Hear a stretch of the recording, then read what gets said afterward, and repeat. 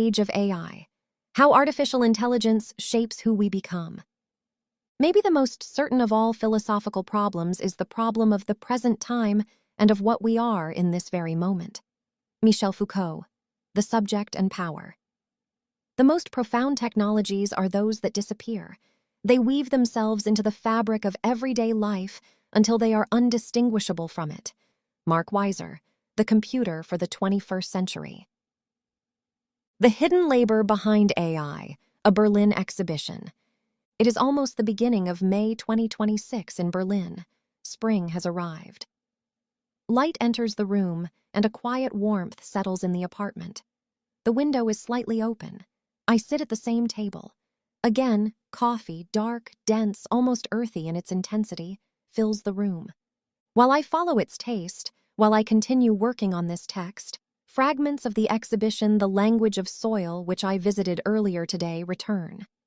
In this installation, the artist Anna Ehrenstein directs attention to platform workers in Nairobi, the Congo, and Egypt, workers who sustain what is called artificial intelligence, and for whom Jeff Bezos once used the phrase artificial intelligence. Employed by outsourcing partners of big tech companies, their work remains largely unseen. The exhibition brings together interviews, workshops, and collective narrative formats in a 220-degree video installation, rendering perceptible the interplay of post-colonial continuities, global economies, and the labor that underpins algorithmic systems. Voices from the invisible infrastructure. I am watching. I am listening. A father closely connected to his family, now estranged from his daughter. Her presence recalls the CSAM he is required to review and label each day. A woman working as a content moderator, checking and filtering visual material from an armed conflict that has also affected her own family, from whom she has had no sign of life. Syrian refugees, shaped by war, displacement, and flight, now labeling sequences of images: war, torture, suicide, rape, child abuse, images that do not remain external but return. Microtasks, micropay.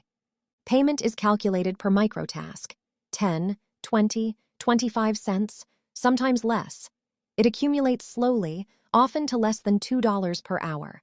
Contracts remain short. They are extended or they are not. Refusal is possible, but not without consequence. Continuity depends on compliance. The work moves. The workers remain replaceable.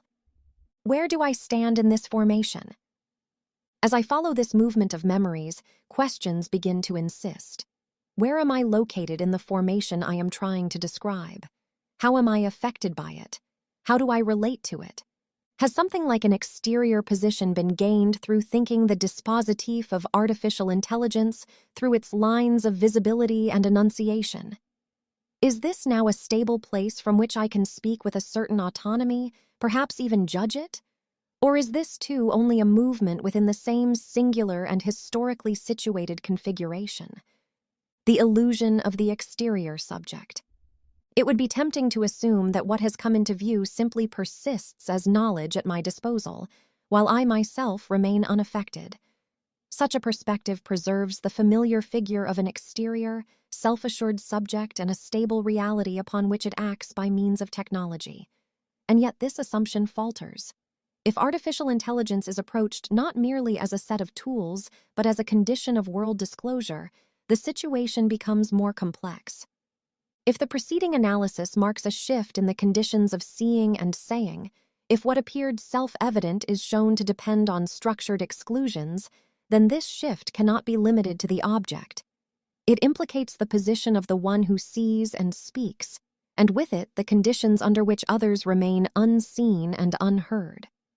What comes into view does not simply add itself to knowledge, it alters the field in which both subject and world take shape. Foucault and the making of subjects. The man described, whom we are invited to free, is already in himself the effect of a subjection much more profound than himself. Michel Foucault understood his own work as an attempt to create a history of the different modes by which, in our culture, human beings are made subjects. Michel Foucault, Subject and Power. We are not subjects prior to these processes. We are born into historically specific arrangements, dispositifs, within which we speak and are spoken about, see and are seen, act and are acted upon. Even if this idea is an affront to one's ego, subjectivity does not precede these relations. It takes shape within them.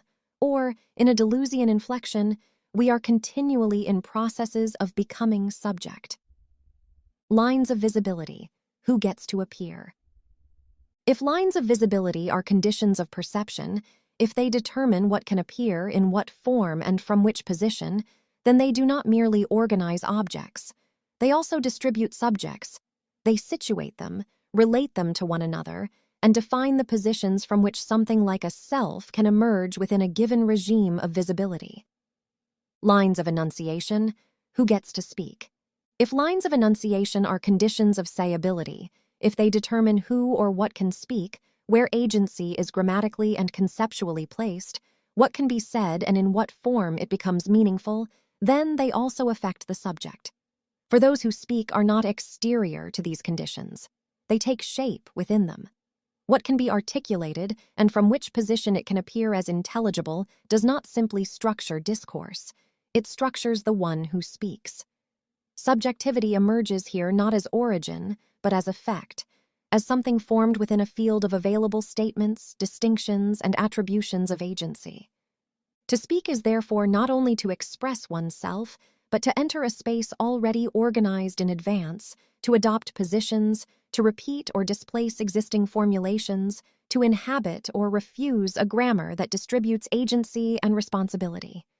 What appears as a self-speaking is inseparable from the conditions of enunciation through which it becomes legible, both to others and to itself.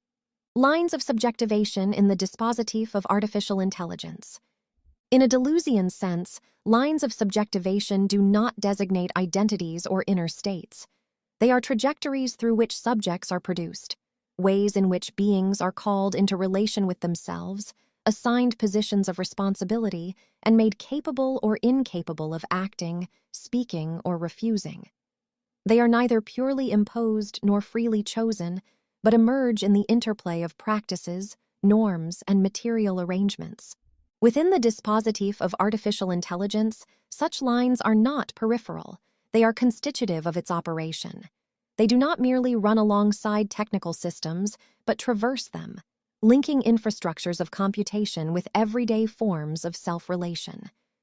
We are simultaneously involved in their production and their effects, by generating data, labeling and rating outputs, prompting and correcting systems, but also by adopting artificial intelligence as interface, infrastructure, and environment. At the same time, we are produced through these same relations and practices as users, data subjects, workers, experts, and objects of prediction. The figure of the user. One dominant line of subjectivation produces the figure of the user. Here, the subject is addressed as an interacting point within a system, defined through traces of behavior and patterns of response. Agency is not denied but redirected. It appears as choice within pre-structured environments, as optimization within given parameters. The subject becomes legible insofar as it is continuously translated into data, and governable insofar as it can be rendered comparable, measurable, and adjustable. The subject as data. A further line produces the subject as data itself. In this configuration, life is not primarily addressed as expression, but as extractable material. Actions, preferences, and linguistic traces are transformed into features, categories, and probabilities. Subjectivity no longer precedes this process. It is retroactively assembled through classification. What one is becomes inseparable from what one can be made to count as. The invisible worker. Another line concerns labor.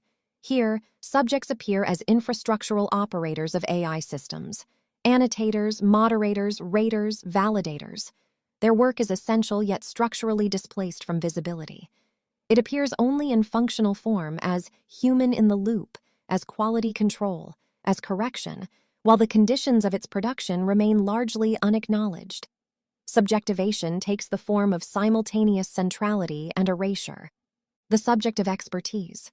A further line produces subjects of expertise. Engineers, researchers, and ethicists are positioned as rational stewards of complex systems. Responsibility is localized at the level of technical decision-making, while broader political and economic structures recede into the background.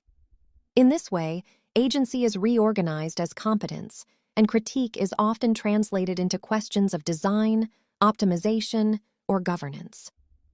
The predictive subject. Finally, a predictive line of subjectivation renders individuals as anticipatable entities. In domains such as policing, border regimes, or welfare systems, subjects appear as risks, scores, or probabilities. They are addressed not primarily in relation to what they do, but in relation to what they are expected to do. In this configuration, subjectivation operates in advance of action. It produces subjects through the pre-structuring of possible futures. Alternative practices, what the dispositif cannot fully capture. However, not all lines of subjectivation find equal conditions of existence within the dispositif of artificial intelligence. Alongside those described above that are actively produced and stabilized, there are others that remain structurally disfavored, forms of becoming subject that do not easily enter regimes of datafication, optimization, or classification. These are not external to the field, but they appear as weak intensities within it, continually at risk of being neutralized or translated into more legible forms. If lines of subjectivation traverse the dispositif in this way, if they produce us even as we reproduce them, then the question cannot be limited to which subjects are made possible, but must also address which remain difficult to sustain and how this difference is lived. If they emerge in the interplay of practices, norms, and material arrangements, a further question arises. What other forms of becoming subject might be opened through different practices? And which forms of self-relation do we, in turn, sustain or reinforce? Writing, from struggle with meaning to selection among outputs. What is the difference between writing a text in the slow proximity of one's own words, hesitating, revising, following a thought that resists formulation, and producing a text through a system that calculates probable continuations? What shifts in the relation to language if expression no longer emerges from a struggle with meaning, but from selection among pre-structured possibilities? What kind of subject takes shape when writing becomes prompting, when articulation becomes navigation within a space of outputs already statistically composed? What becomes of thought when it is no longer allowed to remain without immediate result? What changes if attention is not held in suspension, wandering, returning, lingering, but is continuously operationalized as input, as signal, as resource? What kind of self is formed when thinking is oriented towards an immediate answer, rather than toward the possibility of not yet knowing what it is that one thinks? What happens to relation when conversation is displaced by mediation? When the effort to encounter another, through hesitation, misunderstanding, goodwill, care, kindness, is replaced by a system that purportedly anticipates, summarizes, or simulates response? What is lost when effect appears as something that can be retrieved on demand, rather than something that emerges in the unpredictability of presence? What becomes perceptible when an artwork interrupts the smooth passage from image to category? When what is seen does not immediately resolve into recognition, but remains suspended, irreducible to function, resistant to immediate use? What kind of subject emerges in such a moment in which perception is not yet captured by classification and meaning does not stabilize into a single trajectory? And what shifts when the figure of the annotator ceases to appear as function and becomes encounter? When the one who labels, filters, and corrects is no longer integrated as an invisible component of the system, but appears as a situated other, whose experience cannot be exhausted by the categories that depend on it, and who makes a claim on us? What becomes unstable when this presence can no longer be fully translated into data, role, or task? Points of non-coincidence, where other trajectories begin.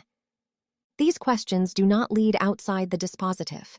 They do not restore an untouched subject prior to its formation, but they begin to indicate points at which its operations do not fully close, and thus sites at which what Waldenfels calls Antwortlichkeit becomes possible. For in each case, something remains that does not coincide with its capture: a hesitation in language, a surplus in perception, a resistance in relation, a remainder in the other that exceeds the roles through which they are made intelligible. It is perhaps here, not beyond, but within these moments of non-coincidence, that other trajectories of subjectivation become thinkable. Not as stable alternatives, but as fragile deviations, ways of speaking, seeing, and relating that do not entirely align with the imperatives of calculation, prediction, and optimization, and that, precisely in this misalignment, keep the field from becoming fully closed and protect us from totalization. Which forms of life do we sustain? What these movements begin to make visible is a relation that resists simplification. We are not external to the dispositif we describe. We do not stand before it as sovereign subjects, capable of steering it from a position of independence. We are formed within it, through its lines of visibility, its regimes of enunciation, its processes of subjectivation. What we can see, what we can say, what we can become, is never simply our own.